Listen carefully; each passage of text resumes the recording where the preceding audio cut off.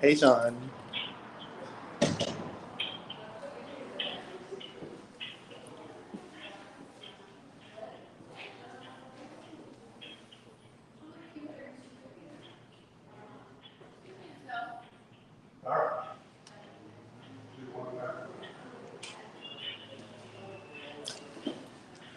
Good morning. Morning.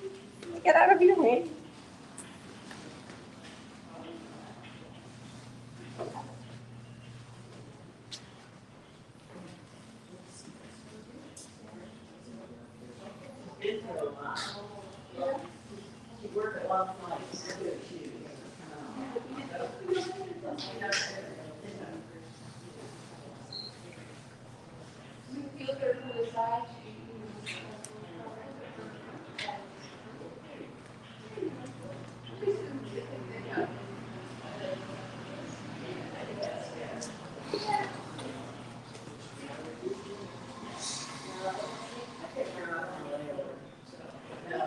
We lived in Virginia. She, a friend was on it. We went to Baltimore.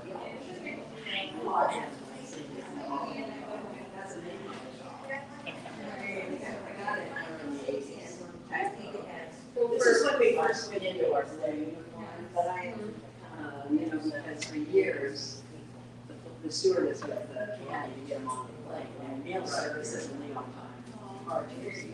So we spent a lot of money changing uniforms.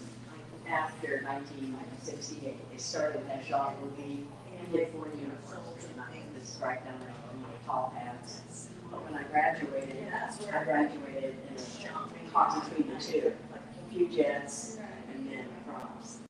And I talk about that in this. Yeah, I go into girls with garters, and that's, we had to wear girls and we had to wear garters when we started. How long were your skirts? Well, we were a little risque. Ours were short because they all came over the knees. The other ones were But your recap what? Because if you just turned to something. Oh yeah, well, I met up with some of my peers for lunch a couple days ago, and they were laughing and saying about we went in that genre uniform. They had white nylons that came here, they made sure they were short enough, and we didn't put it in over the gender. So we said, yeah, so some of them have United Canada's United stickers. I've never heard that. Yeah, you were talking about that. I said, well, it's the black one.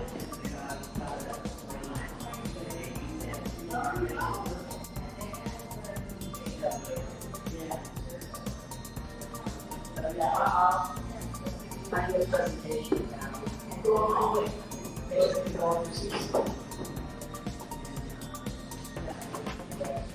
Yeah. Speaking about Reader's uniforms. Yeah. Everyone, everybody in every profession works a story. Mannequin was really right. I had a bunch of games on her and all kinds of stuff. She just looked brilliantly in her hand. Did you tell them we took it to LA last year? Yes. For the book festival? It's funny how people walk out the booth and then they give a second look. Yeah. We ended up getting our own booth down in LA last year. And so we had this mannequin in there, the doll was there, had our own table. I actually have it's a tablecloth, it's a backdrop, kind of like those over there. He's got an airplane, take it off, really cool picture. Just left it on.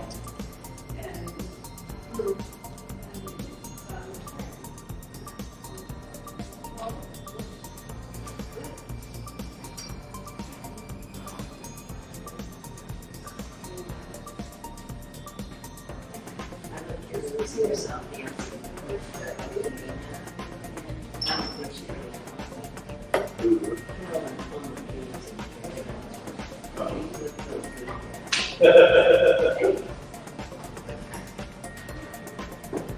You're up. Good morning, San Francisco. Did I start like going? Good morning. A round of applause for everyone who's here today. We're live. We are so live right now. We're starting to Confab channels on Facebook, Twitter, and YouTube. Do subscribe and follow us and share us to your timeline so a lot of your friends all over the world can watch us. Today is the last day. Isn't it exciting?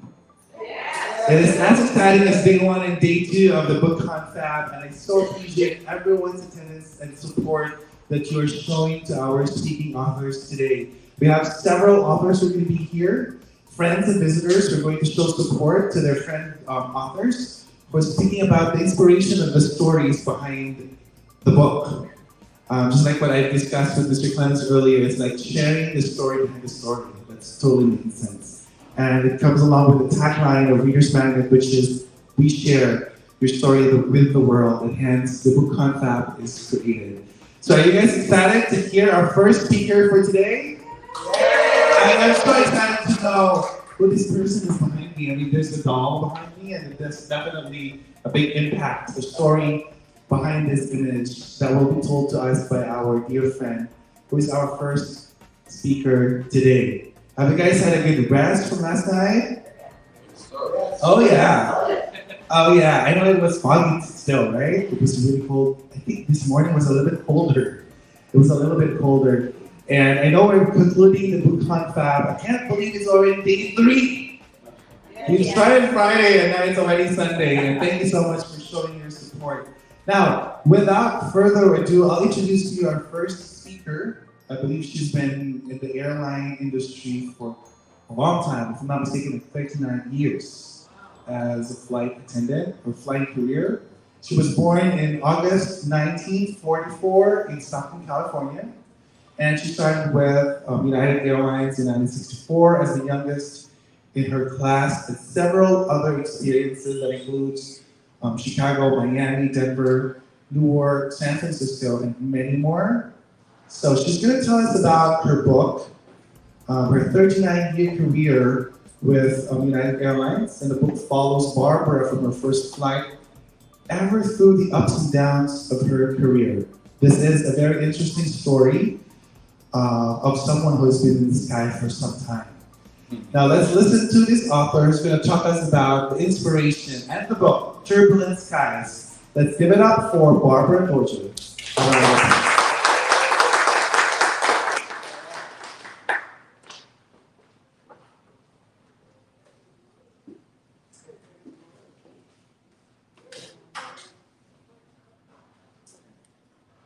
Thank you.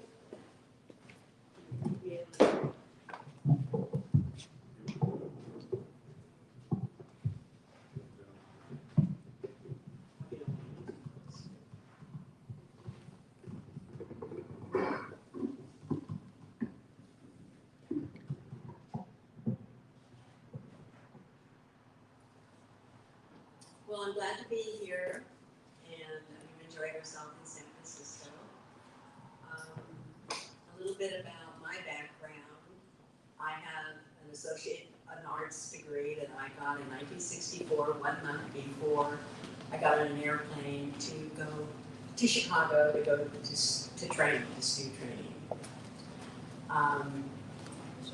In 2003, when I retired, I started writing Turbulent Skies on the layovers, which I'll talk about.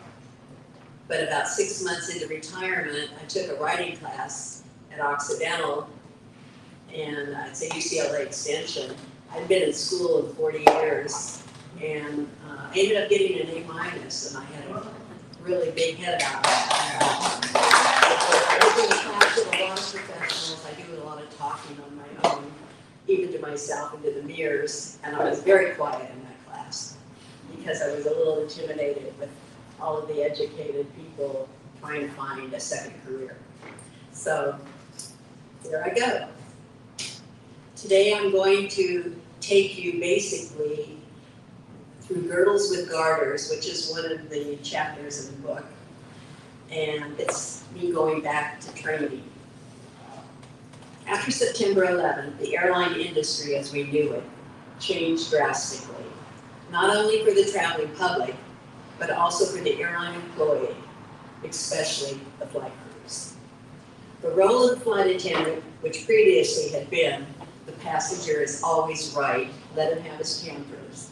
2, if they act up or look suspicious, we have the authority to have them thrown off the airplane, while on the ground, of course. Our in-flight procedure also changed drastically. Along with checking out the passengers, we were now responsible for protecting our cockpit crews. This new task required 2 flight attendants, one in the cockpit while the pilot's using the bathroom, and the other near the bathroom and cockpit doors, using ourselves and liquor cart for protection against cockpit intrusion. Yes, our bodies were now defensive weapons. As things took place, our corporate executives were figuring out ways to cut costs and take advantage of the events of September 11th. Less than 15 months after 9/11, United declared bankruptcy on December 9th, 2002. Then in mid-April, our new contracts were waiting in our airline mailboxes. United used the force majeure clause, meaning act of God or war, and took 1/3 of our income and benefits by cutting our hourly pay, taking away our vacation time, taking away and reducing lots of our staffing, and asking us to pay for our medical.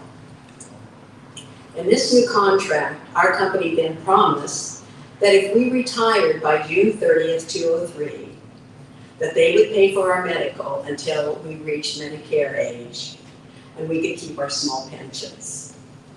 With these choices, 2,500 of us retired en masse at the end of June 2003.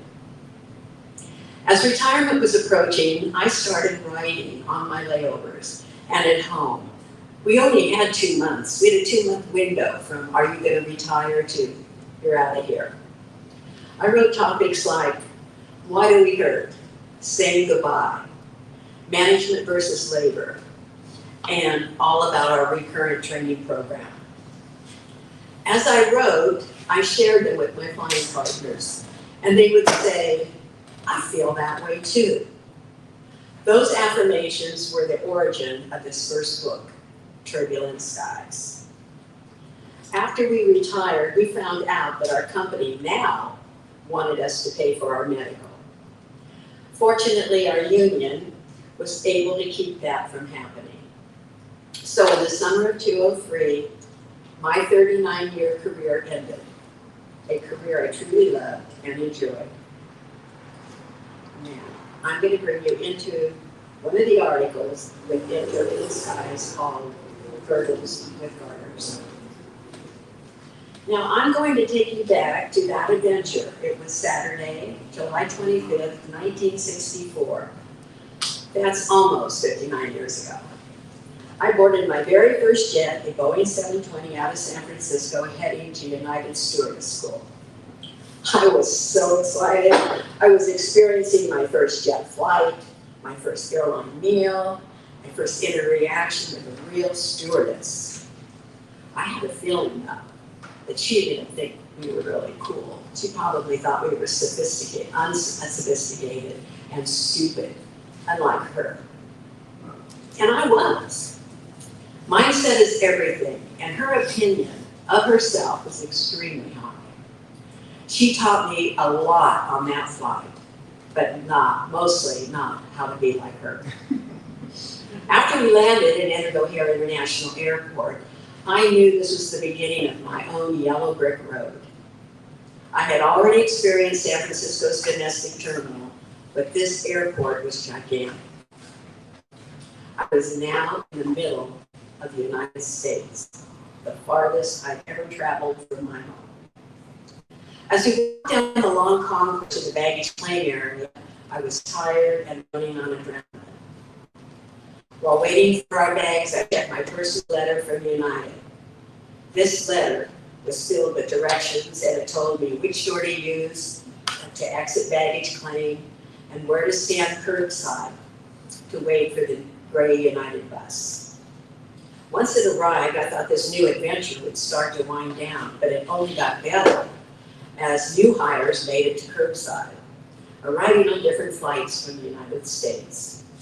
These were the young ladies who had been selected by United to become stewardesses, and United prided themselves on their girl next door image. What that image was actually going to be, we're going to find out over the next 5.5 weeks. Once on the road, there were many turns and stoplights, and about 15 minutes later, we saw the United complex. Beyond the gates were 2 buildings within a lovely planned industrial park with manicured lawns and trees and beautiful man-made lake. As we exited the bus and gathered our bags, we entered the lobby of the training center, and we were greeted by a woman whose title was the housemother. Her job was to watch over us like a mother hen. She was also the one that would be waiting in the lobby on the weekends to make sure we made our curfews. Even though it initially seemed comforting to be greeted there was no warmth coming from that lobby. I saw few furnishings, and the floor was industrial gray vinyl. With so much gray, it seemed cold and sterile. I was becoming aware that this was a very controlled and very structured program. We had just entered STU school. We were now United's property. Our rooms were on the second floor dormitory style, and it was quite large. Each room had its own bathroom. 4 of us shared a room, so instantly I had 3 roommates for 5.5 weeks. On the first floor were the classrooms. Our info sheet told us the room number and time to meet our instructor. Her name was Sharon Ann, and besides being a stewardess, she was a nurse. We were told to wear business attire. No pants or jeans were allowed. The first 4 weeks of our training focused on airplanes and the fleet, the services, the location of the supplies on the different aircraft, airport routes and codes. For example, Portland is PDX. We also learned about our legalities, which had been negotiated and agreed to by the company and our union. Rules and regulations had their own section in our manual. We had a lot to learn about our rights. It's complicated turning out a generic girl next door stewardess. This requires specific rules that must be followed without exception. That is why our training manual was approximately 2 inches thick. Unfortunately, some of the people in the training center relied too much on that manual. These manual specialists took the printed words seriously and did not mind upsetting those in training. After all, they knew it was needed, and the feeling of power and control over others must have been exhilarating. However, a very fun part of our training was going into the cabin mock-ups and playing out different scenarios of what could happen while working a trip. These scenarios were sometimes exaggerated situations, but often they were reasonable. Like, what would you do if a passenger got sick in turbulence and wanted you to sit by him for landing? As these scenarios played out and the questions asked, they watched and listened to our responses and noted our comments. In the mock-ups, we also learned about our meal services and how they were to be done. Once again, that manual, it had all the answers. To get an actual feel for the proper procedures, we would serve each other meals under the watchful eye of our instructors. When we were not attending classes, we were privy to a wonderful cafe, a cafeteria that was full of tantalizing food. The assortment of desserts and fattening side dishes were abundant. In a way, it was like the Hansel and Gretel tale. But instead of trying to fatten us up for the kill, they just wanted to see and check our self-control. Our grade came every Monday when they weighed us. There were established weight and height limits outlined in the manual. The written word within the manual covered every aspect of our profession. We also had a beauty consultant who gave guidance on hairstyle and fashion. She did makeup for us, proper body carriage, good posture, and what they call figure control. The funny thing about all these beauty tips was that highlighted hair was not accepted. My hair had been highlighted by graduation. My hair had been highlighted, but by graduation day, it was a deep brown with a red glow. Our hair could not touch our collars, so we all got haircuts. Eyeliner was not allowed, but we could curl our eyelashes and wear mascara if it was moderate. The lipstick of choice, theirs, Persian Melon by Revlon. As we were encouraged also to wear blue eyeshadow. As for jewelry, we were allowed one watch and one ring. The girl next door image was taking hold right before our eyes. As we were getting closer to graduation, we were being fitted for our uniforms, which included the infamous sugar scooper hat, which we all love. Not. But we had to wear it. The reason, we were told, was that the hat was a symbol of authority and also completed our look. We now had our jackets, skirts, blouses, a hat, and a raincoat. All we needed were accessories, which included short white gloves, navy blue long gloves, a blue uniform purse, and heels. We could wear one watch, one ring, and absolutely no earrings. Even though the tailors came to the training center to fit us, we had to go out of the complex to buy the proper foundation, which was included girdles with garters and bras with good support. Now, with uniforms fitted and proper foundation bought, we're almost there, graduation day. Our biggest obstacle was the dreaded last week of training, emergencies. For several days we got up early, like at 3 in the morning, and took the gray bus out to O'Hare International Airport. This training was the most important part of becoming a United student. If we didn't pass, we were gone. Like, hello Mom, did you miss me? Learning emergency procedures required several days of classroom activity taught by United professionals. As we learned new material, we took that knowledge and reviewed it in the evening back at the training center. Our new manuals became instrumental in helping with our studies. All the airplanes had their exit operations printed in that manual. Also included were first aid procedures, how to operate our oxygen bottles, and what commands to use if we had to evacuate an airplane. Each airplane had its own chapter in the manual. Later, while flying our trips, it was our responsibility to look up that plane we were boarding and review need-to-know material. A fun part of this training, though, was taking a flight on a DC-6.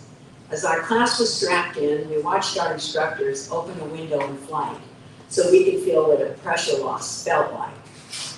We also watched our instructors lift up in weightlessness as our pilots executed a rapid descent.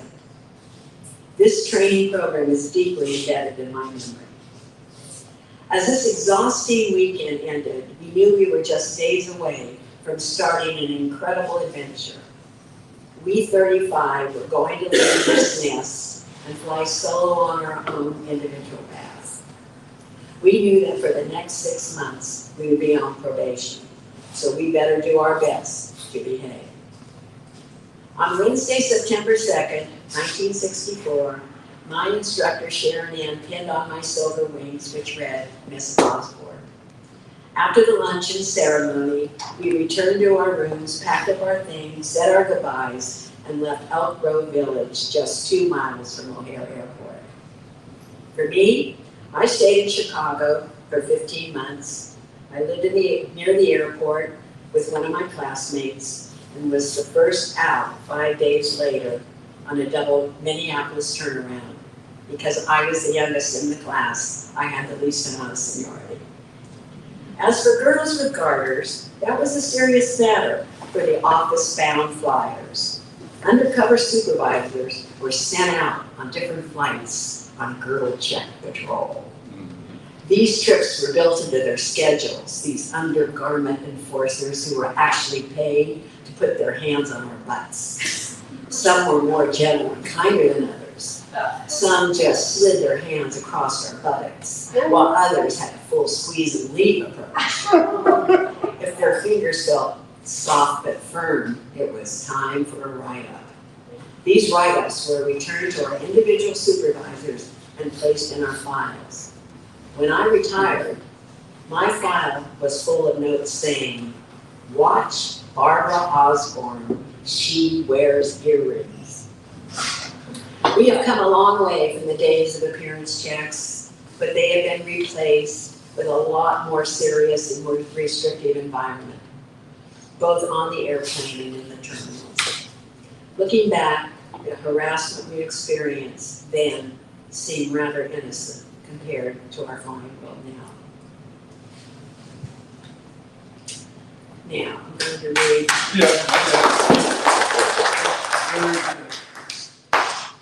Now, thank you. Now I'm going to read another little portion of Turbulent Skies, what it is and what it was. When we started, our passengers were nicely dressed and tickets were more expensive. We wore 3-inch heels and girdles. We were single women. We were in our early 20s. Our hair was short but neat, our lipstick Persian melon, our eyeshadow blue. We could not highlight our hair or wear eyeliner. Earrings were not acceptable. Only one watch and one ring allowed. They weighed us often. They liked to be in control. We didn't mind. It was expected. We were stewardesses. After a few months, we became a little rebellious. Not much, just enough to justify supervisors. The months blended into years and the rules changed. We could be married, we could have children, we could be older and heavier.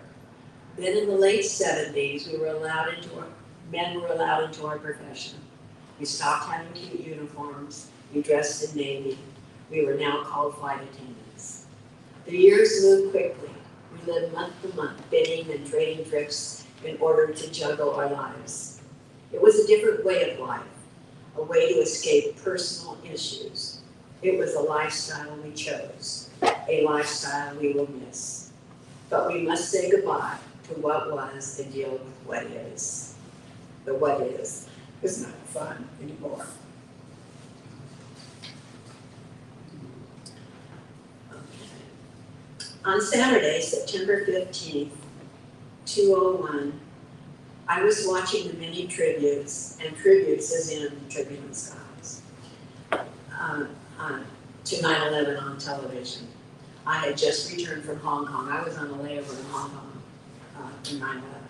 And the international crews, they returned on Saturday, 9/11 was on Tuesday. I noticed on the bottom of the screen, when I was watching television, fixing dinner, American United. And I thought, how appropriate to honor the American and United flight attendants. Sadly, a few glances later, I realized it said America United. To this day, the flight crews of those 4 airplanes, in my opinion, have been ignored. I wrote in Turbulent Skies, maybe someday, when the time is right, a proper tribute will be given. It took 10 years and lots of research to fulfill my wish. But I'm very proud to say that the forgotten is the big tribute to the crews of 9/11. Okay. This is Turbulent Skies, which I'm talking about today. But I'm going to just introduce, it's important because it's part of Turbulent Skies, the forgotten, the flight crews of 9/11. This is the book that took 10 years to write, all facts. This book took about 8 or 9 months to write, and it's all emotion.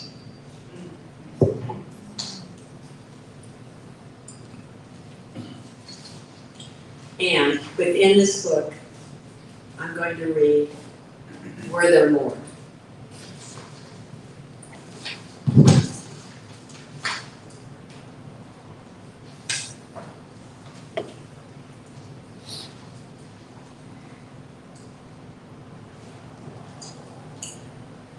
When my book, Turbulent Skies, was written in 2004, I wrote a vignette called My Tribute. As I reread this book recently, a few sentences stood out. I had written, did the computers also give shocking information that the hijackers were everywhere? Is that why the whole airline system was shut down so fast?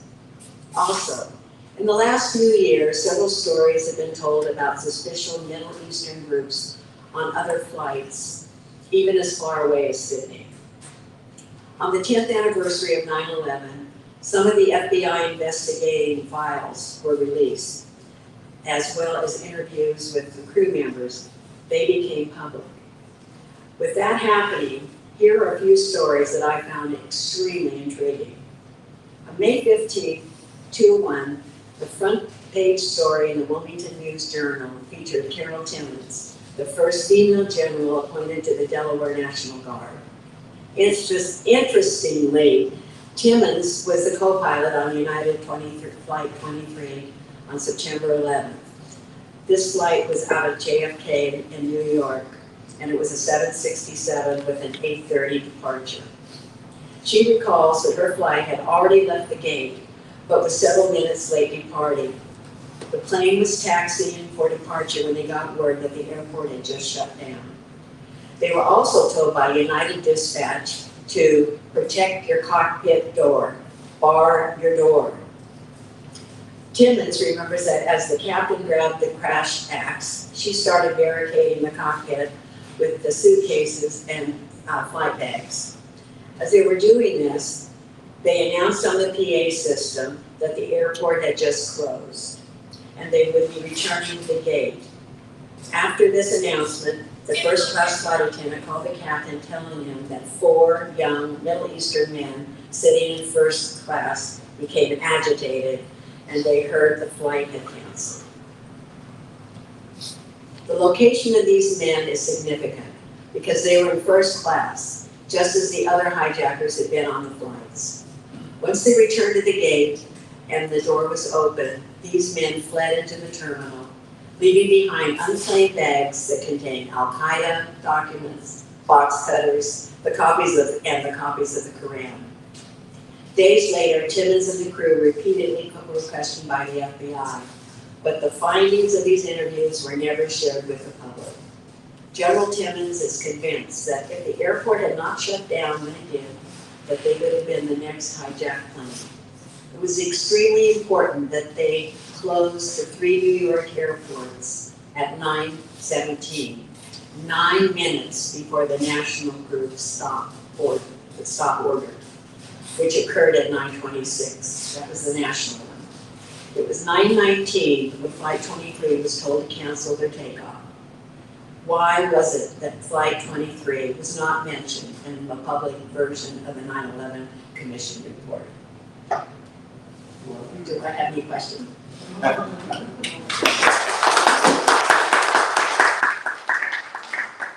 lot of answers. I have 10 minutes. I can read more. Okay, I flew for United, and I went out on a trip that I was supposed to get back into LA on the 12th. So my 9/11 is in I think it's Turbulent Skies. And my flying partner woke me up, and in international flying, the rule is that you leave a note under the door because people have different schedules. You know, a lot of people flying international, some would live in the East Coast, some would live in the West, and they might all be based out in LA. So everybody had different schedules. So she calls me, and Hong Kong and New York are 12 hours apart. So it turns out that Flight 11 hit at 8:46 a.m. And so it was 8:46 p.m. in Hong Kong. So she called probably around 10, maybe 4 or 5 minutes after. She had her television on. Well, I was pretty upset because I was in a dead sleep. Hong Kong was hot, I'd been shopping. So I couldn't find the light, and I went in the bathroom and turned it on, went back, turned on the television, and then I saw our plane 175. hit the South Tower. And that's the plane everyone saw, because the cameras were in position for the airplane, which they thought was a small airplane, but then all of a sudden they hear, oh my God, here comes another one. And 175 actually dropped 10,000 feet in a minute, so probably many of those passengers were already passed out or puking, you know. And then also, again, this has been on my mind for so long about how the crews were ignored. Betty Young and Amy Sweeney were both on the back jump seats of the first airplane that hit the North Tower, Flight 11. And they were getting information to the ground people about what was going on. Well, you'll find out later in the book, in this one, that the FBI and the CIA and the FAA were all warned about attacks. And the airlines were informed by these agencies. But they didn't tell the crews. And we were their frontline workers. And it happened that I was on the crew bus going on a flight after 9/11, and a domestic flight attendant said to me, I'm not surprised this happened. They were always on my flights. I flew Boston, LA all summer.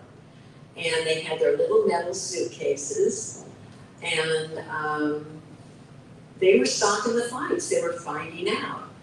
I also got on a site, stewardesses of the 60s and 70s, when I was doing my research, and I asked if any flight attendants had any male Arab men leaving the country September 10th, because crews were coming in and leaving.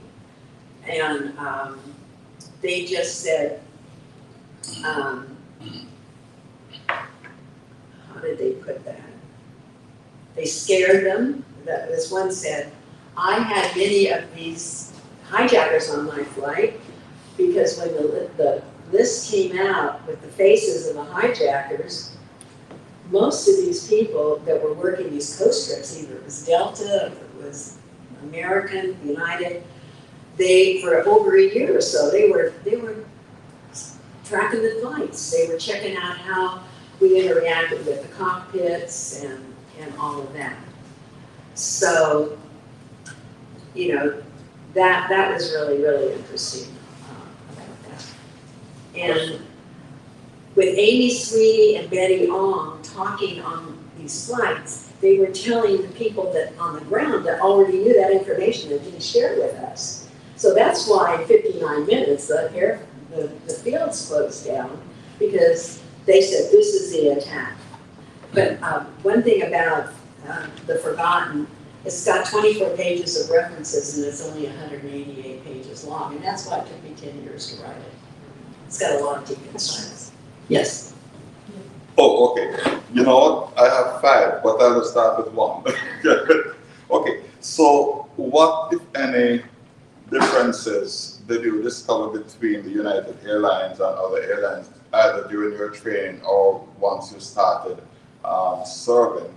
And is there any time during your career when you wish or hope that you were working with another airline other than United? The question is the difference between the different airlines? In terms of your career, like were you able to discern any advantages if you would have worked with American Oh, you mean Airlines? choosing a carrier to work for? Choosing an airline. An airline. Right. Oh, a passenger choosing an airline? No, you as a flight attendant. Like, why did I pick United? Correct. Oh, okay. I picked United because I like their long leather gloves. I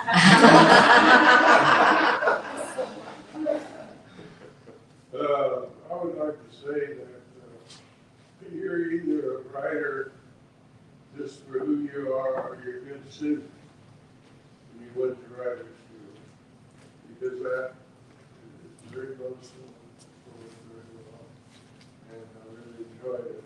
And I particularly, one thing I will remember is when you said it's not so much fun, because I know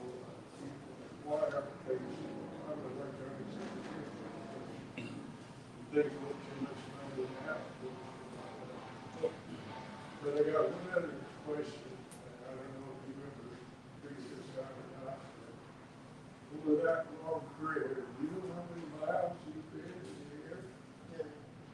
I just know that I've had my hips replaced, my shoulders replaced. I was in the air a lot. Yeah. Well, I think that'd be interesting. Yeah. Yeah. You know, everything is like if you could just journal every week of your life, you'd have an easy book to write. Thank you for Oh, thank you. It's my pleasure. Yes, sir. That was 9/11. What's your take on the current story of incidents in space that have happened, in flights that have happened since the pandemic was over and all of the pandemonium that seemed to have caused? Well, our country is so divided now with just there's so much hate, there's so much pointing fingers at other people, and then you know, it wasn't a great environment before COVID anyway. And in the forgotten, the Pajanki, I always have a hard time pronouncing it. Pajanka plot, 1990. Okay. Pajanka. Yeah, that's in here. This is all history in here, basically. In 1994, they tried to blow up 11 airplanes in the Pacific, and I just started flying international. And we heard about that, and I had this a little bit of information in that. But that's the same guy that tried to blow up the North Tower in 1993 in the basement. And I mean, there's just so many threads there, but I think it's because of that plot. Part of it was he built that bomb and he had all his parts in his shoe, so now after all of this, he had to take off his shoes. He had nitroglycerin to put in, his component was in his contact lens container. That's why you couldn't have, any liquid. That is what has been so disruptive, and I think I write it in this one or that one about how the innocent always has to pay for the guilty. But yeah, it's rough out there. There's no glamour. The layovers were the most glamorous, fun part too, and even before 9/11, when we would get involved with different conflicts, they would say, don't go out and have a uniform purse or have anything that shows that you're an American. So you could once we became global, you could just see that there was a lot, change there. We have one question. Oh, I'm Sorry, from one of our viewers right now on Facebook. His name is Christian. He's asking, how did the 9/11 event change your perception about your career and life in general? Well, 9/11 let me retire before I was 59, which I didn't plan on. And it disrupted everybody, I mean, because of 9/11, we had 2 months to decide if we were going to get out, and most of us had planned it. We didn't know we were going to quit, but we were the ones that started out. We couldn't be married. My husband and I couldn't be married. They passed that in November of '68, and we gradually became a career, and we didn't say, oh, we're going to leave after I fly 20 years or 30 years. It was a whole different time concept, and it just changed everything in the airline world. From protecting the cockpits to plastic spoons, knives when they finally would get them, to meal services, just everything changed. We have one last question from Reverend Earl. Okay, so I'm one of those passengers that when I fly and experience turbulence or a sudden dip or drop in the altitude, I kind of look at the flight attendants to read their body language in order to determine, is there something serious? In your training, were you trained to kind of cover up any kind of fear if there is a sort of danger, so we don't read what's happening? Right. Well, a good thing, to mention, like on 9/11, some crews told the in-flight what was going on, and some didn't. The ones that didn't thought that might spook the flight attendant. They would show that they would be scared, and then they would trigger you to be scared. Right. And it was a very unfair thing to do, not to let them know what was going on, especially the ones coming in internationally. They knew something was wrong and they didn't know if there was a bomb on board or this and that, but they knew, you know, and other crews told the flight attendants. It's just, I don't know, I think it would depend on the individual person, flight attendant, but most of us, you know, we were women, we had children, some of us were grandmothers, and we were pretty hardcore. We didn't get, I'm talking about, we didn't get scared easy. We took care of a lot of things, you know, as we were traveling through life. Okay. So, I understand what you're saying. I truthfully haven't flown in all of these years with anybody that when we hit a bump, you know, their eyes went to the top of their head and they ran to the bathroom, you know. So, there hasn't really been many experiences on my flights that people were extremely frightened. Okay. I think you really have that if you have an incident before you get on an airplane, like on an airline, and you find out something happened, then you're a little bit more sensitive to your surroundings. Okay. You know, flying is very, very safe. When I started flying, it wasn't hijacking that scared me, it was our crashes. There's a lot of crashes. And it actually in here, there's a history of the FAA, the history of the FBI, and it tells you when the FAA started. It talks about how in the beginning, the military and the commercial, they had the same altitudes that they could fly, and there were a lot of mid-air crashes between the military and the airline, and that's why they changed the altitudes for the military have their own, where the commercials have theirs. Ladies and gentlemen, a round of applause for our first speaker, Barbara Berger. Thank you so much, Matthew, for sharing. Definitely, the world can relate to that. I was asking some of our staff here, what were they doing during that time when it happened? Because I can clearly remember I was a sixth grader when it happened, and then my teacher just suddenly asked everyone to be quiet and we prayed, but I had no idea what's going on. So I was just told later on, a few hours later, that happened. So I was intrigued that what were you doing during that time, Ron? We were camping You were camping. in San Luis Obispo. And I woke up in the morning and turned on the TV and I thought I was watching a movie. That's what she said. She thought she was watching I a thought I was movie. watching a movie and then the news came on. Now it's not that. And just through the whole, traumatized, through the whole day, we organized a prayer meeting on the beach, and there were people there from all over the world, and we all prayed together. Probably that was the first worldwide event that really came to my mind. I was so young then, but that was definitely the first I heard about the world. Because I only know about my mom, my school, and my daily, things that I do at school. But then that was the first news that I heard about the world and everything, the aircraft thing, the crashes, there's this war that's gonna happen. So I don't know, I was so young then, but definitely every one of us can relate to it. Everyone prayed for that moment. I think there was a moment of silence, not even a moment, like days of silence all over the world. And thank you so much once again, Barbara, a round of applause for sharing this story. Definitely a lot of people can relate to that. We can't wait to also have a chance to get a copy of The Forgotten. So everything is in Amazon and Barnes & Noble, as you can see here. So please grab a copy of the book, Turbulent Skies, of Barbara Berger. Now, before we proceed to our next speaker, I'm so excited, it's been here since day one. Let's take a quick break, and ReadersMagnet Confab will be back in 2 minutes. Thank you. You might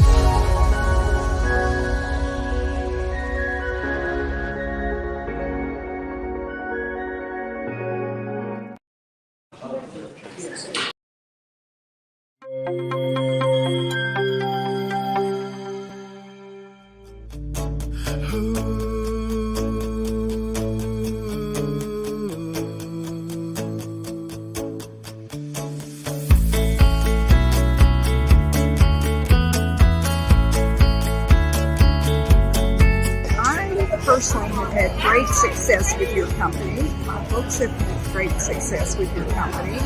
And everybody that I talk to that wants to publish a book, I highly recommend Readers, because not only do you do the publishing side, but you have a killer marketing program.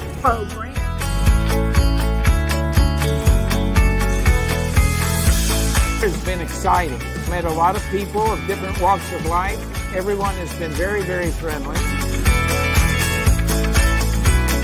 This team here is efficient, they're professional, they look great. In fact, they look better than any other publishing company out here. Absolutely.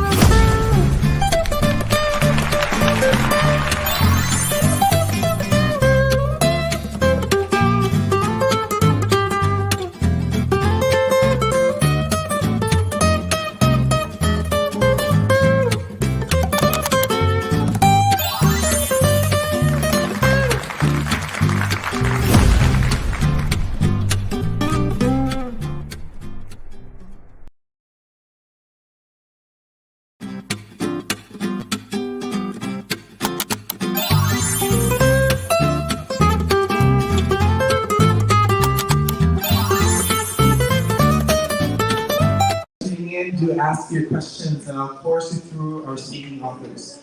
Now, without further ado, this guy has been with us since day one, and I first met him in New Orleans, Louisiana, during the library learning experience last January. And I know he's so excited to this, and he wants to even televise this to a show, which I'm also so excited about. Our next author became a Christian in 1983, and it was the best decision he has ever made for dying and for living. And he has a caring, loving family. His wife of 38 years to 2 sons and a daughter. And because he was a victim of dumb doctrine and bad theology, he began to write these books, an open letter to the human race, the solutions to life's greatest problems, and what is eternal salvation? Is it a big lie or a simple truth?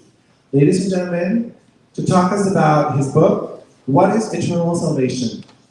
A big lie or simple truth? I give you Mr. Joe Clemens. Thank you and appreciate this, and I just thank the Lord for the opportunity. Man, I am first time I've ever been in a situation like this, to have an opportunity to say what I'm so passionate about on a stage like this, is being shown probably all around the world. And I was preparing for this thing, for hoping, never thought I'd have a moment like this in 35 years. And here it is now. I have this opportunity, and I just hope I don't fall on my face in front of the world. It's just kind of scary. But I'm from South Carolina, near Charleston, about 50 miles from downtown Charleston, a little area, a little community. I'm between two communities. Cross in Utahville, South Carolina. Hey, everybody. And to be here on this stage and this opportunity, this is beyond my wildest dream. But I really enjoyed being here. You know, when I first I got here and stuff, but I was kind of a little disappointed with how things were, and you know, I didn't come in on the first class ticket. You know, I got the knockoff ticket. I had to get in with my money fitting. and then I was also afraid about, you know, how I would perform, and you know, because I was really broken bad and ebonic basically English, so I'm not up on all these proper way of speaking. But so I said, I'm gonna put on my best outfit, one of my best outfits, so if I do bad, I'll be doing bad and looking good.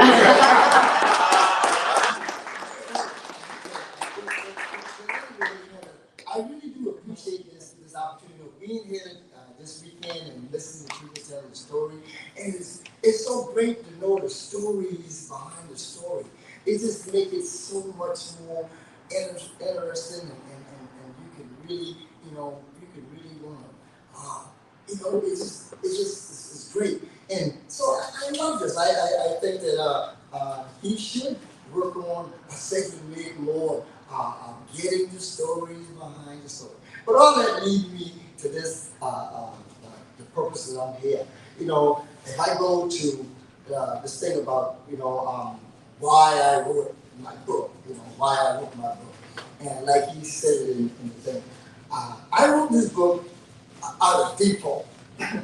You know, I became a Christian in 1983, and like I said, there's no put down to my people and my denomination that I said I was on dumb doctrine and bad theology, and because you know, I can understand how that could probably happen, because you know how it usually go. My parents got it from her parents and the grandparents and great-grandparents, and when you back this thing all the way up, and you go back to our people, especially coming out of slavery and all of this stuff, they couldn't read, wasn't even allowed to read, and so we had this Bible, and a lot of people have a problem with the Bible. Oh, it's a white man book and all that kind of stuff, and so the people in my history, my parents and those going back, when you are a real Christian, you got the ability to understand spiritual things, because you now have the presence of God, deity, divinity, God dwelling in you permanently. And so that gives you the ability to understand spiritual things, because you know, when we come from Adam lost his relationship with God and his connection with God, so we are spiritually dead.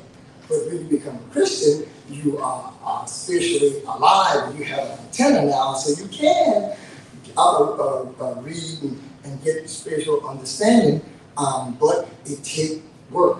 And so the people, my people back in the days, they had the ability to understand spiritual things in the right light, but they didn't have the capability, because you know, all we had then was the King James Version, Old English. I had a problem with New English, and then they didn't have access to concordance and Bible dictionaries, and now we got all these different versions now. They make it so easy. So they had the ability to learn spiritual things, but they didn't have the capability. Not like we had today. Now we got Google and all kinds of devices and information. And, you know, it said, but the sad part about it, you know, it said, the Bible said, forever learning and never able to come to the knowledge of the truth. And so, so back to my little reason I wrote the book. I wrote the book because after I became a Christian, and I began to see that, you know, the church wasn't consistent with what they were saying. They were telling me, we're saved by grace, eternal life is a gift, that everyone, God, Jesus died, paid for the sins of the whole world, and all that stuff. And then they will tell you is that you know you're saved by grace in your head, but they truly believe you had to live right to be saved. I said, when you think along with what they're saying, I said, something, this don't make good, consistent sense with the Bible. And so I began to do my own personal investigation. And when I discovered that what they were saying wasn't consistent with what they truly believe, and I always say, it seems like most Christians that love the Lord truly don't know what they believe or don't believe what they know. There's a problem. And so, like I said, after I made that discovery, then I began to try to share this with my church and my people and stuff. And I am the Ronnie Dangerfield of the Christian community in my hometown. And I was basically the blackball. All I could do in the churches around my area, and I always try to be a good Christian and a good church member. And, I do all the 13 things they say you have to do. But with all the churches in my area around between two communities, little community, and probably kind of well known, especially in the church realm. But my book about eternal salvation, when you use that word eternal salvation, I have it in the book. It's like a Christian dirty word. So I was banned. So the only thing I can do in the churches in my area right now is park cars, cut grass, pay my money, and be quiet. and the ones that especially the ones that don't have a Sunday school since the pandemic, everything changed, and sometimes don't have Sunday school and Bible study. So the ones that don't have Sunday school and Bible study, when I go to them, the only thing I can do in there, that they don't probably know me well enough, is listen, be quiet, and pay your money. and so my first book I wrote, and I wrote my book, like I said, out of default, because I was doing these stuff, I was reading and studying, and Lord was helping me to understand stuff, and I couldn't share it with nobody. I said, even my personal family, my personal family, my wife and my kids and stuff, I forced them to listen to me and help them, and they begin to understand, and they believe me, and they begin to see it. Right? But my siblings and community and homeboy, cousin, friends, and family, boy, that's a tough group to reach. There's no group like homeboy, cousin, friends, family, because in their eyes, you are just you. You're just, and I went to school. I had a good time in school. I really enjoyed school, but I forgot to learn a lot. I'm ashamed of me academically. But I did go to welding school and trade school and learned how to weld. I became pretty good at welding, had my own business and everything. So the Lord helped me to rebound, and I did pretty good, but I still am no writer. But I became more of a thinker than a writer, but I began to see that I didn't know exactly what was wrong, but I knew something was right because there was no consistency. And so my first book I wrote, I used to write in little copies of it. This is the only one I got published. I even got a Spanish version because I was trying to, help there's some Spanish people now beginning to go in our communities. So I was trying to be able to kind of have an impact on different ones. And my first book I wrote, was called An Open Letter to the Human Race. And what I was doing in that book, I was trying to help them understand, people understand that in order to fix what's wrong, because this world got a lot of problems and everything, and I said, you got to go back to the cause of the problem and to understand. So what is wrong in this world went wrong in the spiritual realm. So in the physical realm, you can never fix what took place in the spiritual realm. And so I said, as you begin to understand it, we all can probably accept anything that happened to us, good or bad. We all can probably accept it and deal with it better once we begin to understand how it's true and why it's true. But as long as you're in the dark sometimes it's hard to believe and accept stuff. So that's my first book. And my second book was The Solution to Life's Greatest Problem. Hey, we all is caught in this position. We are locked into a cursed world in a position of spiritually dead. And there's no way to get out. And so we have to deal with the way it is. So I wrote my book about the solution to life's greatest problem. I was focusing on there are three things that every human needs to be aware of. And that is, there's a penalty for sin, there's the power of sin, and there's the consequences. Hey, and we all know we got sin, we love sin, but hey, we was a sinner before we ever sinned, right? Because of Adam cursed.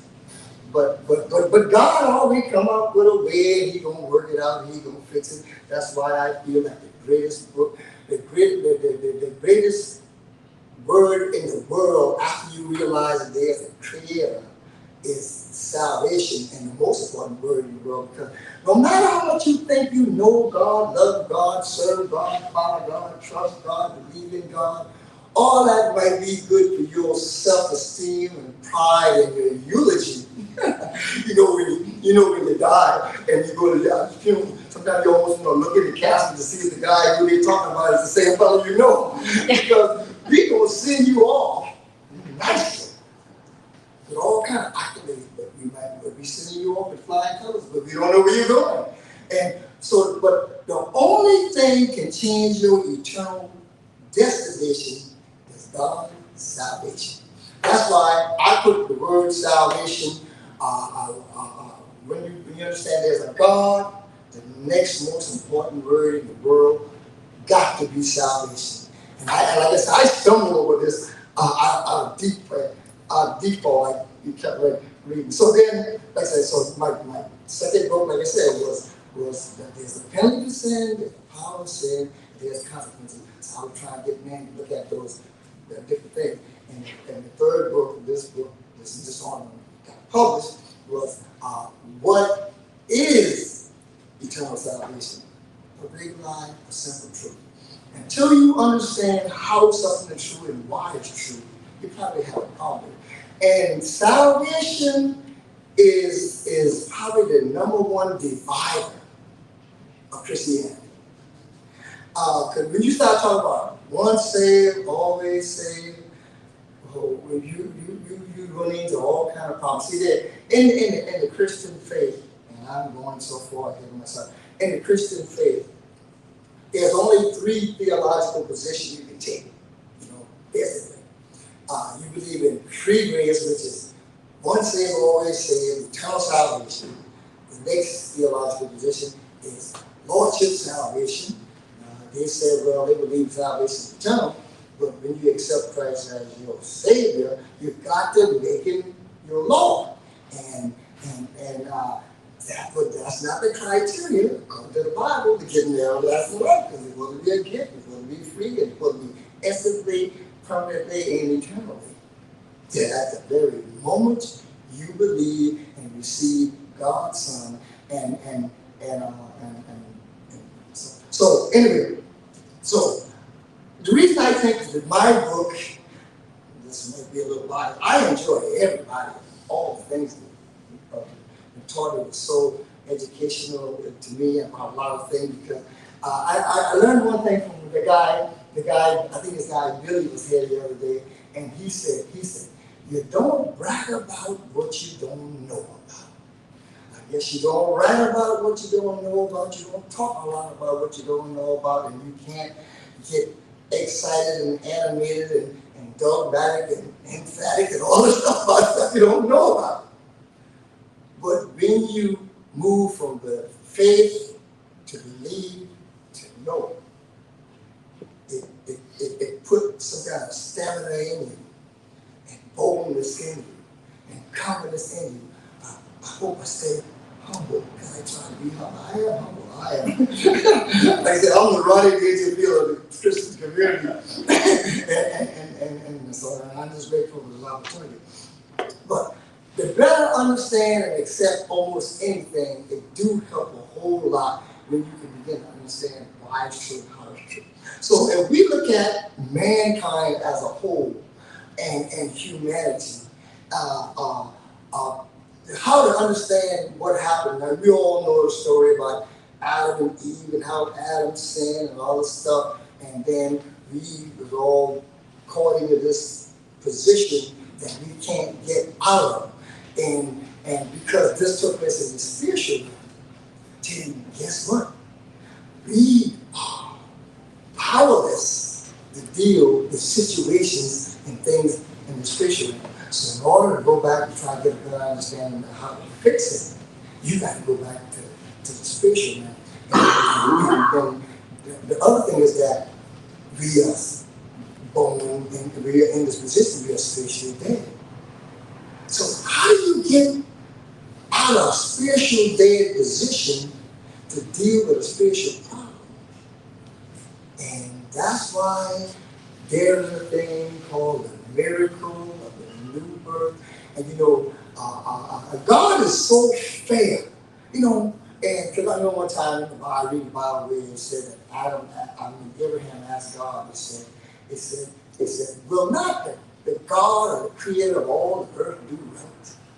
And you know, God is so just that God could have pulled rank on Satan when Satan and you know the apostle, you know the history of the story, and we all got history and probably things we know and even lifestyle we live and all that stuff. But when you check out the history of the story of the Bible, is that Satan deceived Adam, and then Satan then, because God had man to be the God of this world, and Adam named all this stuff, and God created the heaven, the earth, the moon, all this stuff, the animal, the plant, and the last thing he created was man. But man was this Prince Jew, and man was basically would be the king of this world. But when Adam got duped by Satan, basically Satan became the God of this world. You know, Satan is that fallen angel and all that stuff. Because he got too he was too ambitious and too proud that he wanted glory to come to him versus God. So what God could pull rank on Satan, because he is all powerful, the creator. But he is fair to every being, even the devil. So no one goes to hell because of their sin. That would be so wrong for God to send humans to hell in order to make a fire eventually for something that he had no control of and did not deserve. So what God did, God became a man. You know the story of the gospel of Jesus Christ, and God became a man, and God became a man, and he had to be, because if a perfect man got us in this predicament, it takes a perfect man to get us out. And when Adam sinned, we all got this depraved human nature. And it takes a miracle to get you out of that position from out of the cursed position into the blessed position. To get you out of Adam predicament, because Christ came as the last Adam, so he was the second Adam, last Adam. So to get out of the first Adam curse to the second Adam blessing, it takes a miracle. We call it the miracle of the new birth. And God said, you know, we used to back in the days, we used to hear the most famous verse was in the Bible, with John 3:16. God so loved the world, he sent his only begotten Son, so whosoever believes does not perish, but not will get, hope to get, have to earn, but have. Instantly, permanently, and eternally, at the moment of salvation, God moved you from the cursed position into the blessed position. And not only that, then God deity, divinity, takes on permanent residency. Check that out. And sinful humanity. So, when you understand how that process works, a Christian is a new creation, a new creature. Because remember, the old creation, God made man last. But God keeps saying that in the Bible, there will be a new creation, a new heaven, a new earth, and a whole, and we're going to go into eternity.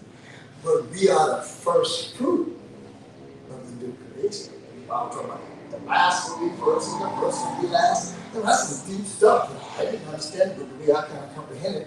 And when you're dealing with moving from the cursed position to the blessed position, it takes a miracle. And so a Christian is what you are. Christ and a man is a Christian. Now, Christ and a man, I don't know what kind of man he might be is, but I know what he ain't. Bad English, good explanation.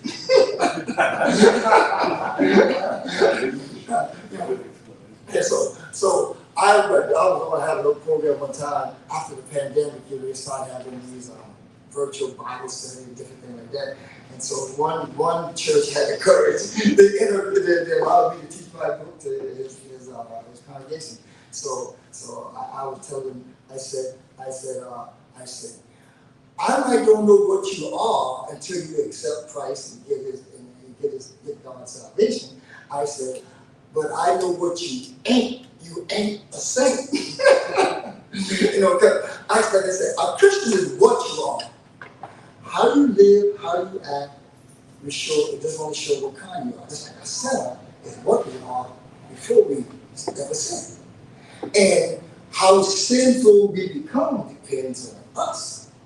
And so let's just take, if you go from these two different spells, I used to say something. I said, Mother Teresa, the hippie. All of us might can find our places in between that. And so we're all in the same boat. That's why I feel my book can be effective to every human being. Let's go from the other perspective. Okay, let's go from my son was telling me about San Francisco, man. You in San Francisco, this is the heart of LBT and all these different things. I'm just saying all this stuff. So I don't care who you are, where you are, how much you think of yourself or what you think of yourself. You can go from, let's say we use the lowest rim of human life. Let's say, drunk or homosexual, crackhead or murderer or whatever, to one that is very particular and sweet and nice and only tells a slight lie, a white lie, or do a little exaggeration. In the eyes of God, everybody's on the same plane. There's no, the ground is level at the foot of the cross. The same miracle, the LBT need the same miracle, the slight exaggerated need. And that's why the gospel is certainly good news to everyone. That means I'm so passionate about this for this opportunity, and because I never got a chance. For 35 years, all I could do was just talk to a few people, and because the church is basically in my community, you can change you can cross all the denomination lines, and I couldn't find a black church. Now I could find probably a white church. Hey, I'm gonna still have my peace. I probably had to go more towards Charleston and that 25 miles or so to get to a church that believed in free grace, eternal salvation. But in the black community, it's tough. You know, my first bishop the church I got saved under, I could hear my bishop ringing in my ear. Eternal salvation is a lie out of the pits of hell. I got there, I went to join the Reformed Episcopal Church, and then the bishop over there said, he said eternal salvation is true, and he said it, stood on it, but the vast majority of his ministers and different ones under him didn't believe it. And so They said, a truth in life flows better from the top down. And when you just a nobody to the bottom, it just don't get caught. Because more important than what you say, right or wrong, is what you convey. And when the number one instrument that God had on earth to get his good news to the world, not saying it affects all the churches, because you got to be able to figure out what church you or what group you identify with, the Free Grace, Launch of Salvation, or Saving Day and Lost Law. And so only the churches that believe that the salvation is eternal is part of the solution. The church got a problem. The church, we need to go back to the Reformation. And like I said, Christians, all Christians are Christians, whether you're Catholic, or Protestant, whatever. But you know how the story, how the Protestants pull out from the Catholic because they thought that the Catholic was adding stuff. So the Protestant came up with this thing. Martin Luther knows. We're saved by grace through faith, what? Alone. But so much of people in the Protestant faith don't know what they believe or don't believe what they know. And when you start talking about this kind of stuff, man, it separates people. And I got all kinds of things my mama never gave me. I have received all kind of things. Yes, sir. Well, I'm good. Yes, sir. I really resonate. By the way, you look great. I hope I ain't doing bad. You're a great speaker. I particularly resonated with when you said something's wrong. And if you're lost in the forest, the more you do, the more lost you get. Right. And the only way that you can get out is to find out what's wrong. Right. Excuse me. Yes, sir. And I think you characterize our human condition very fully. You see, I think that most of the problems that universities are working on and their schools are scientists.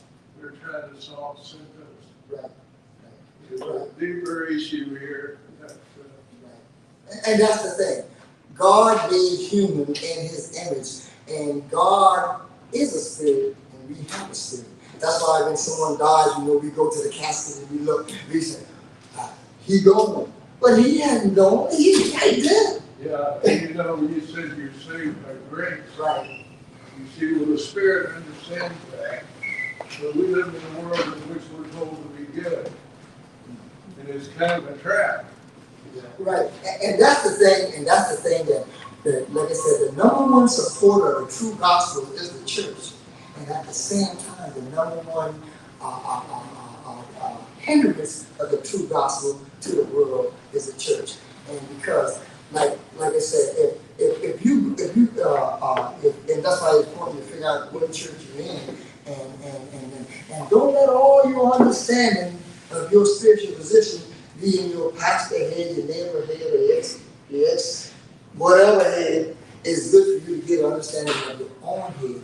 Because, like I said, if I go to a bar, club, or some football events or whatever, and we just sometimes we get into religious talk and Christianity or whatever, and someone, and I mentioned the fact that I believe that salvation is eternal and once saved, always saved, and someone then out there begin to say that ain't true and all that stuff. Now we get the crazy stuff from us. That's one thing. But go to the church. Man, this guy got all kind of degrees. He might have been to seminaries, got all kind of D and P and D behind his title, and he looked the part, got the charisma, the language, and all everything you could put it in. And when that guy said that eternal salvation or the moment you save eternally is a lie, people buy that so much more than somebody street. You know. So the number one, I can say the church is great, but really, the number one promoter of the truth is the church. And the number one hindrance of the truth is the church. But the church, what I would say, remember this, it takes a miracle to get you out of Adam into Christ. And to get out of Christ back into Adam, which you would say, you know, when you want to say, You wanted to go to the Word. oh, Church. well, The Word of God. the word of God. The Word of God. Oh yeah, that's right. And so, and like I said, it takes a miracle to get you out. And so, if a miracle will get you out, if a miracle takes you to get you in, it takes a miracle to get you out. And the miracle of the new birth, and that's why I know that eternal salvation is eternal, because it's a Christian is what you are, you're a creature of creation. And then you take a permanent residency in you, when Christ and the Holy Spirit comes, He will never leave you. And then a Christian is in a sanctified position. After you go to the scriptures, 1 John 3:9, he said, we cannot even sin. In the spiritual realm, you know, physical realm, you do all kinds of sin. And so, all of it, and what I'm trying to do is get the church needs a revival, or we need to go into Reformation, and I'm trying to get these big time pastors and preachers and teachers and stuff to revisit what you say to all the churches and Christian and Protestant umbrella got it right on paper. We got the Reformation belief that when we come from the Reformation and Protestant view, we're saved by grace through faith alone. But in the explanation, and a lot of that bad understanding of that, they muddy the water, dilute the truth, and the good news can make good sense. And so the people, and that's why I said the church owe a whole lot of humanity apology, because how we didn't convey what God wanted to know consistently, accurately, and to make it clear is that it goes back to the problem. Eternal life, heaven, hell, depends on one thing, one criteria. There's only one criteria. Do you believe what God said His Son done? Amen. God's Son said He paid the sin for the whole world. So sin is not the issue.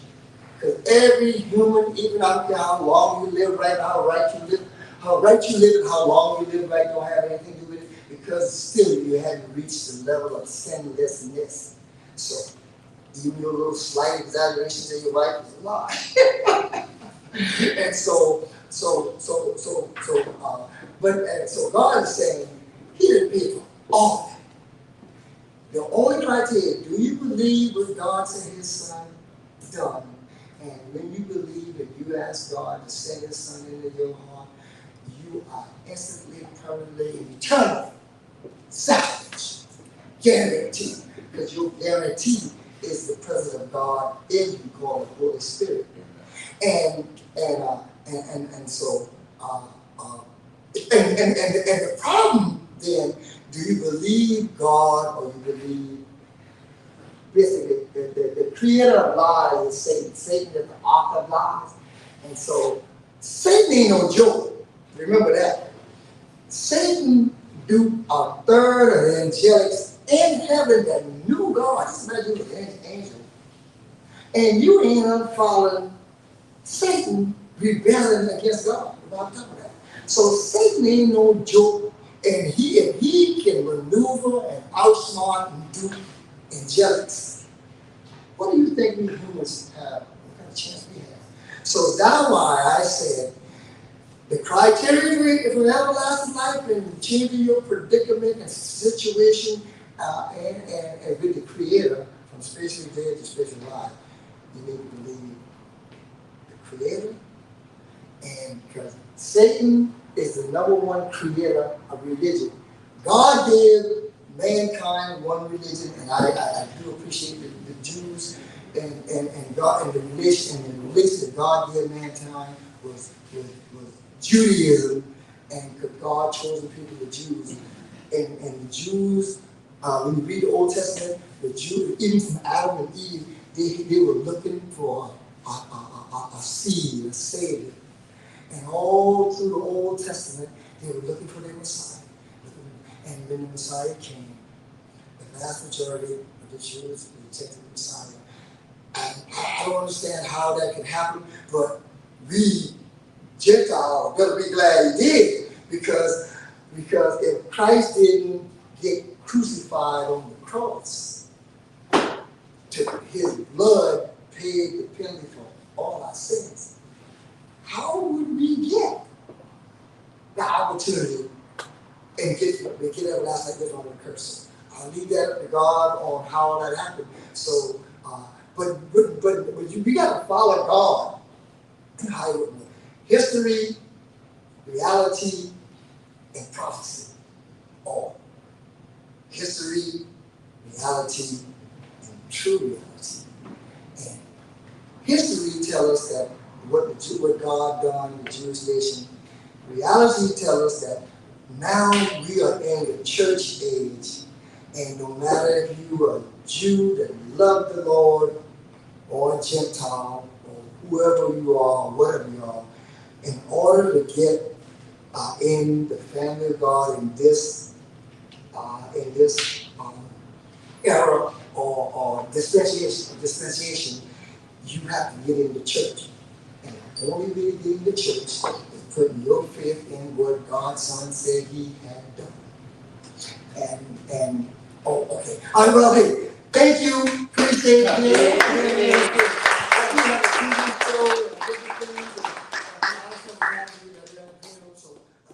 Find me and one thing, I would love anyone, any organization, anyone, if you want to make copies of my book, I think this would be a great book. You give me a great track, and hey, but a few pages, and I don't have a problem with that, because God gonna take care of me. I wish you would take the book and just get it out, because we trying to affect the mass, because the church did a lot of job. Overall, thank you. Ladies and gentlemen, Joe Connors, a round of applause. I know you guys have a lot of questions for Joe. You definitely can ask him over break. We are going to be taking a quick 30-minute break, and again, Reader's Magnet, courtesy of Reader's Magnet, we have pizza for everyone. You can grab some pizza. You have questions for Joe and for Barbara. You definitely can pose those questions, or we're taking a break. Reader's Magnet will be back in 30 minutes. Thank you.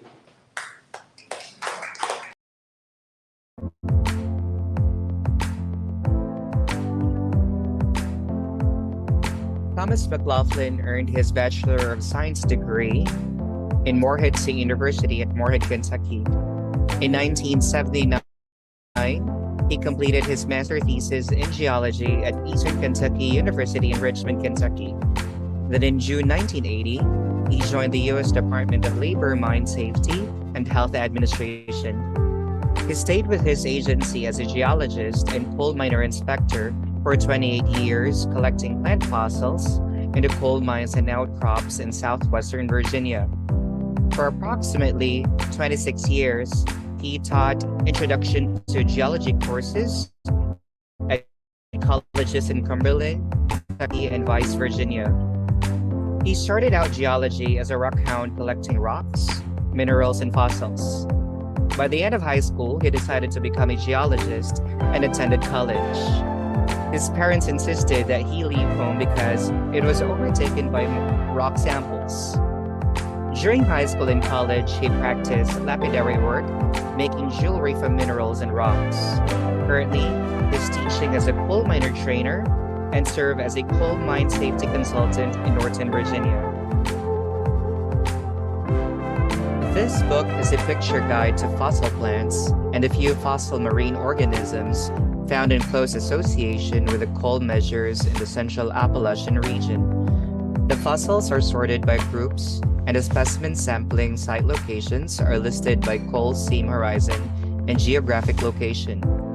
Short descriptions of each group of fossil types are provided.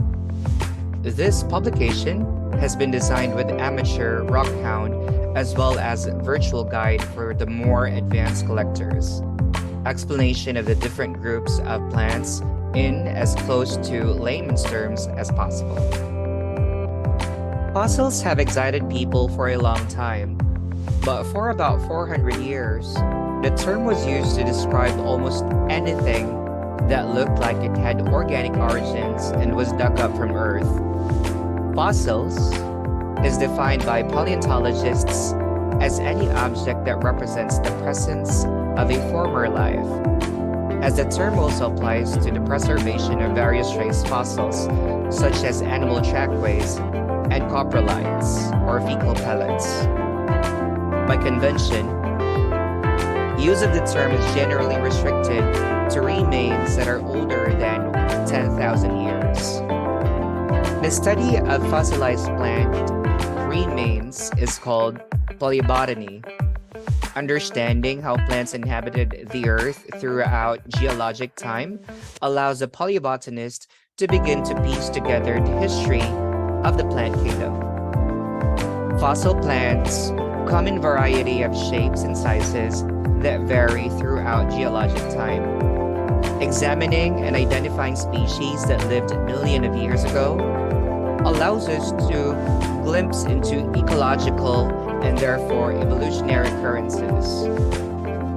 Generally, the preservation of an organism requires a rapid burial in sediment, usually clay or mud, or fine-grained sand, before the soft body portions completely decay or are fragmented to such an extent that it cannot be identified as a specific type of organism. Even after preservation, few fossils are discovered and collected before weathering and erosion destroy the rocks that carry them. Fossil plants can be preserved in a variety of ways. Most commonly, the shape of the plant is impressed into the sediment. During this process, the plant material falls into the water, becomes waterlogged, sinks to the bottom of the body of the water, and becomes surrounded and covered by sediments. Slowly, under the increasing weight of the additional sediments, water and air are pressed out until plant material remains. The flattened plant parts appear as a fossil compression on one layer of the strata, while the other side contains the impressed counterpart or impression.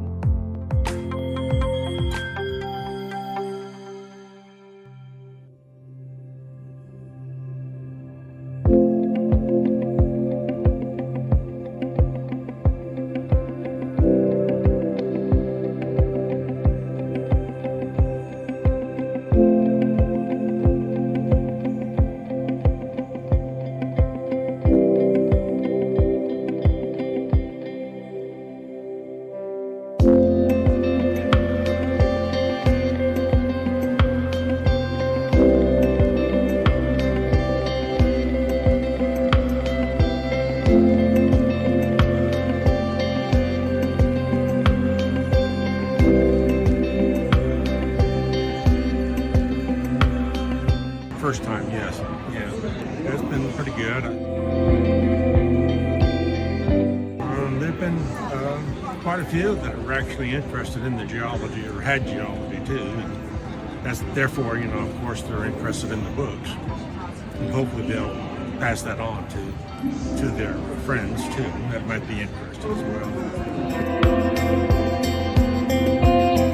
What inspired me is just fascination with pretty rocks. It was what started. Mostly washed up pebbles on the beaches in Florida, that kind of thing. And of course, I had an aunt that was encouraging that too.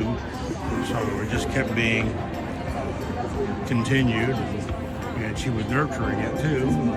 She wanted me to be a geologist sitting wells, discovering, finding oil, but instead I ended up in coal. The coal part of it. But I had a junior high school teacher, substitute teacher. She was a member of the Rock Hound Club, and we got hooked up there, and she kept it going too, even through the time I was in undergraduate school in Kentucky. Continued it even there. But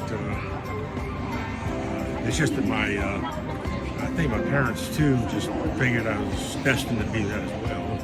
So I figured I might as well be.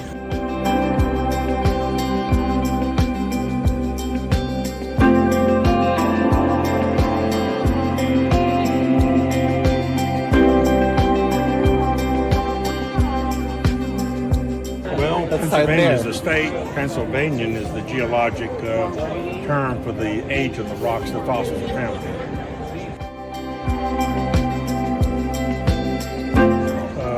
The coal seams that are mined in the central Appalachians, like Kentucky, Virginia, West Virginia, even in Pennsylvania, are Pennsylvanian in age. They're pre-dinosaur. Well, there's different age altogether. There's no strata there that is young enough to have dinosaur fossils in them. The ones that might have had them have been eroded away, and down to just the rocks that contain plant fossils of Pennsylvanian age. Or a lot of people here, the Carboniferous. That means Pennsylvania and Mississippi. And so the rocks we have are the upper part of the Carboniferous. So the first book I did here, it entails really about 28, 29 years of collecting. And I photographed all the specimens myself. I did all the classifications and let's say the names for most of them in full, but I did have some help with other paleobotanists on the internet that helped me with some that I couldn't really be sure about or really get distinct. Now it turns out this is the first and only book so far on the plant fossils for Virginia. Not even the Virginia State Geologic Survey hasn't made one yet.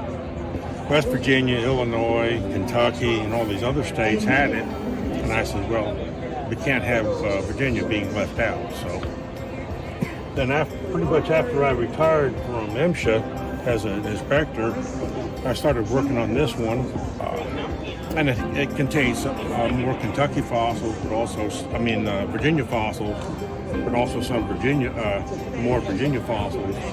But there's a lot of information about their origins and their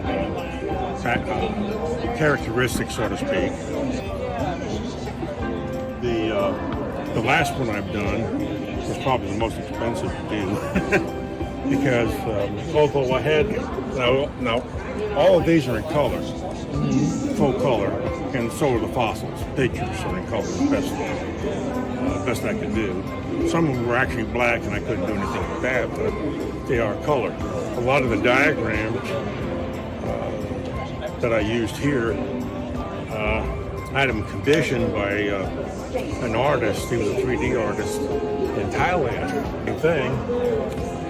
In the first book, a lot of the illustrations of the trees and some of the plants I got from a book on plant fossils from West Virginia by Gillespie. He was one of the first ones around here to do it. There's some overlap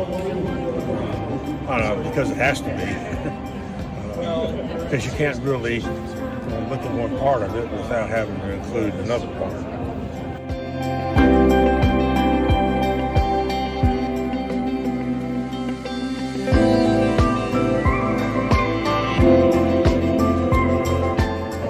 In the 3 books, I've essentially compiled the identification of what turns out to be most of the fossils that were to be found in the coal fields.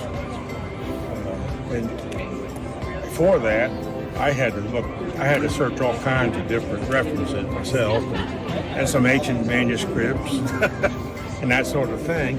It was nothing all in one place.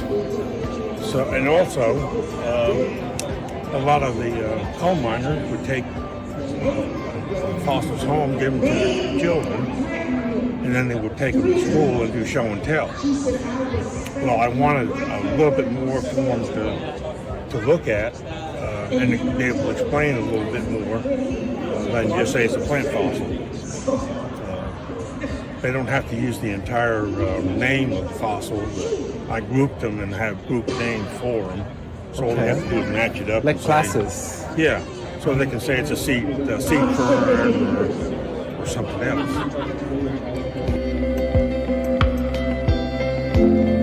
First one, I believe I remember somewhere around 300 different fossils.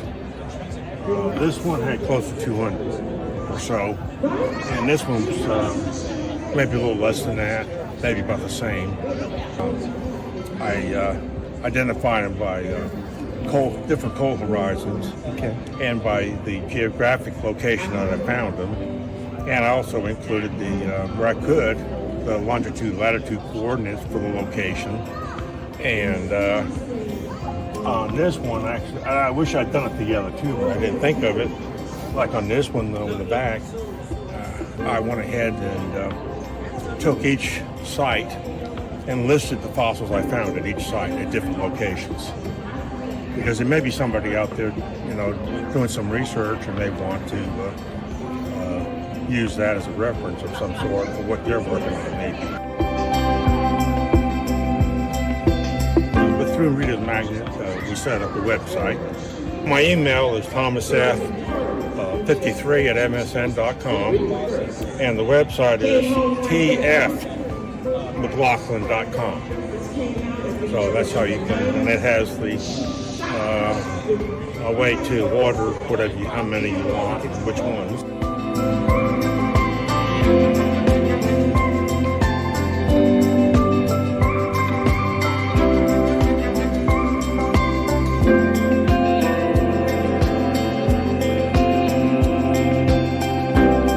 Grab a copy of Thomas McLaughlin's book, Plant Fossils Atlas from Pennsylvanian Carboniferous Age, found in Central Appalachian Coalfields, available on Amazon.com.